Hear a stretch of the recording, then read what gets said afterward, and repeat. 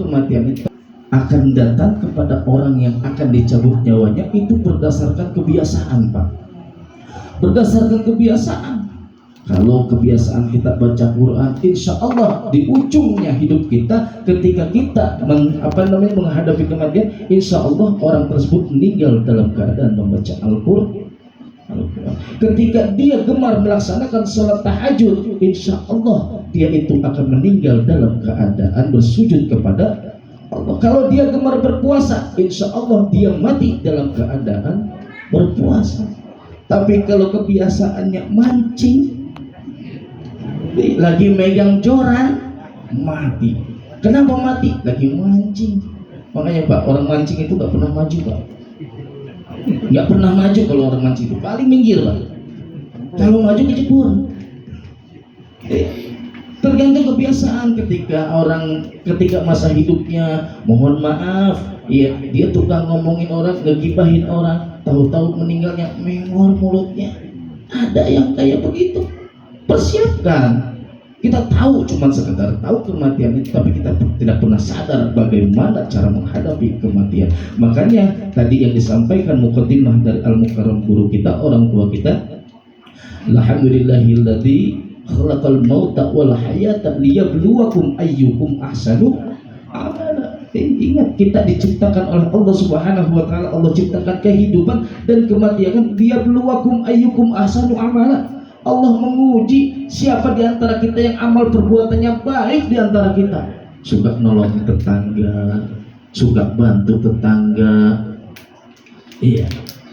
Kalau kehidupan kita baik, Pak, insya Allah ujungnya kita dalam hidup itu juga akan baik. Makanya banyak dari kita itu kalau ada yang meninggal, berita duka, inna lillahi wa inna ilaihi raji'un. Semoga husnul khotimah. Begitu tahu meninggalnya, lagi nyebek botol. Ya. Pertanyaannya, kenapa kalau botol atasnya kecil, bawahnya ini gede, Pak? Keseringan dicekek. Botol kan begitu ya. Dia meninggal kenapa? Innalillahi wa inna ilaihi raji'un. Semoga husnul khotimah. Tahu-tahu Pak, lagi ada bareng sama perempuan yang bukan muhrimnya. Na'udzubillah. Mudah-mudahan kita semua wafat dalam keadaan husnul khotimah. Amin. Ya, dalam keadaan husnul khotimah. Ini kita ini lagi apa namanya? Lagi baik nih, Pak nih. Kita lagi beramal soleh nih. Iya. Kalau seumpamanya kematian datang pada kita, Pak, ketika kita kayak gini mau apa enggak? Lagi beramal soleh. Liyabluwakum ayyukum ahsanu amala. Nih perbuatan kita lagi baik nih, tiba-tiba malaikat datang, "Hei Zainuddin, ya malam ini ente mati ya." Kira-kira Pak kalau datang kayak begitu, Pak, kalau saya mah Pak, ya itu bagaimana malaikat aja. Ya kalau Bapak mah nggak tahu dah. Kita lagi ahsanu amala, makanya perbanyak amal kebajikan di tengah kehidupan kita. Nah namanya kematian Pak, kita nggak bakal bisa lari. Sehebat apapun benteng yang kita buat, sehebat apapun benteng, sekokoh apapun benteng yang kita bentuk, yang kita bangun, tidak akan pernah lepas dari kematian.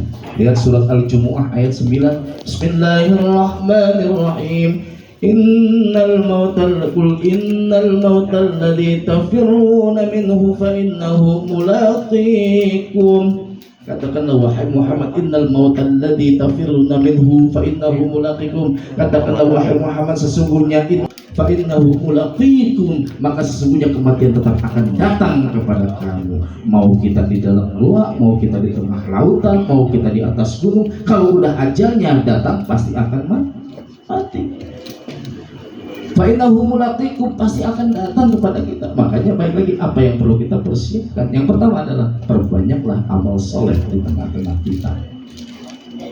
Berbuatlah amal soleh, beramal soleh di tengah-tengah kita dalam kehidupan kita sehari-hari. Sempurnakan ibadah sholat kita, sempurnakan puasa kita, sempurnakan haji kita, sempurnakan zakat kita, sempurnakan seluruh ibadah-ibadah mahdiyah kita.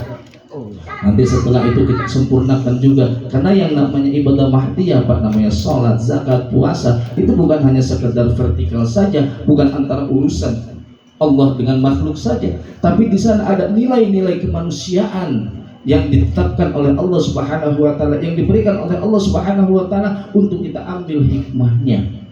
Zakat untuk membersihkan sebagian harta kita. Tujuan dari zakat adalah berbagi kepada sesama. Puasa adalah untuk menahan lapar dan haus serta dahaga serta hal-hal yang membatalkan sholat dari terbitnya fajar sampai dengan terbenamnya matahari. Ada hikmah yang terkandung dalam puasa. Kita bisa tahu apa artinya lapar. Ketika selesai sholat, assalamualaikum sebelah kanan, assalamualaikum sebelah kiri, itu memiliki arti dan kandungan. Ingat tetanggamu kiri dan kanan. Jangan ego, jangan sendirian.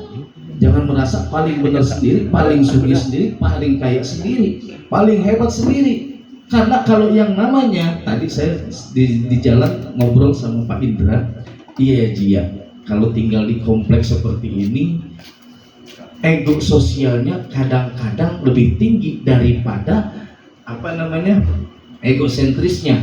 Ya, memang begitu, apalagi di kompleks Villa Mutiara Cinere, yang orang datang dari berbagai macam daerah dan berbagai macam golongan serta suku. Kita harus memiliki ego sosial yang bagus. Kita harus memiliki kepedulian sosial yang bagus. Ketika ada tetangga yang lapar, buru-buru kita anterin makanan.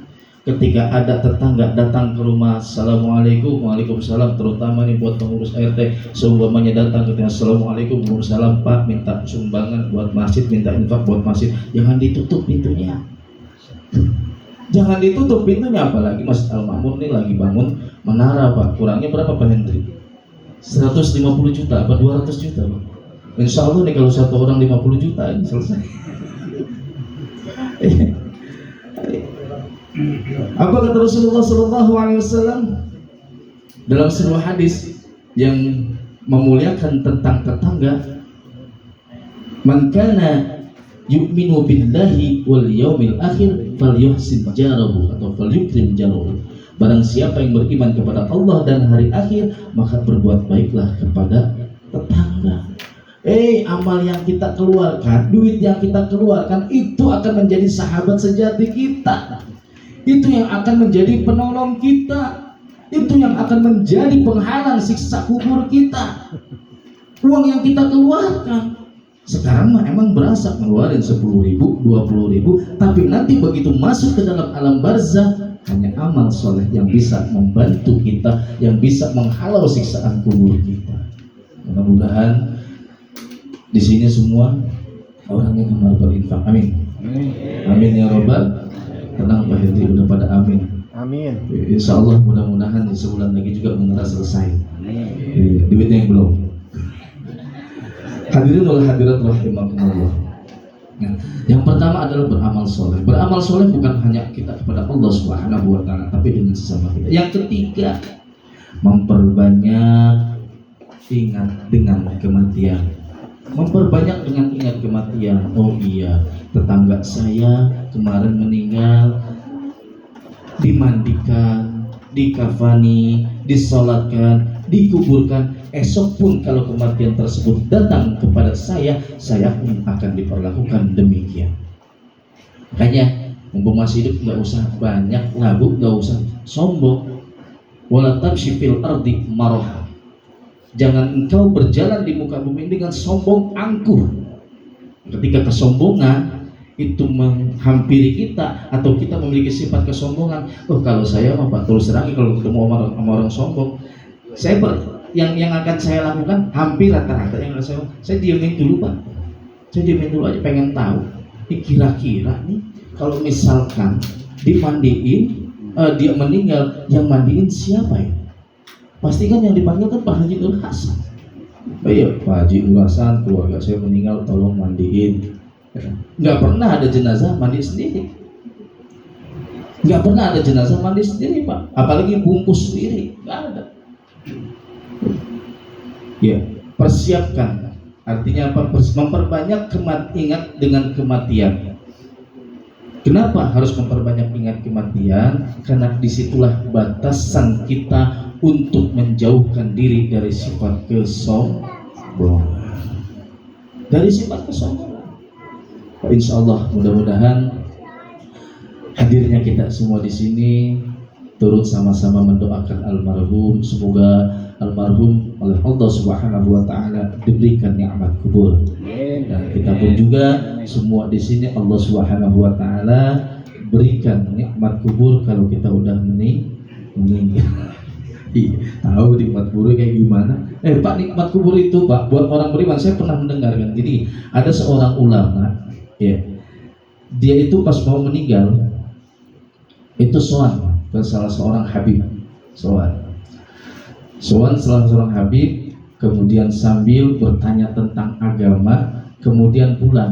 Nggak lama si ulama tersebut, ya, meninggal dunia. Dan ketika meninggal dunia, habib ini bermimpi. Apa mimpinya? Itu ulama tersebut Pak oleh Allah Subhanahu wa taala itu ditempatkan, diberikan tempat tidur yang luar biasa penuh dengan kenikmatan. Wangi kuburan itu ulama, wangi itu kuburannya ulama.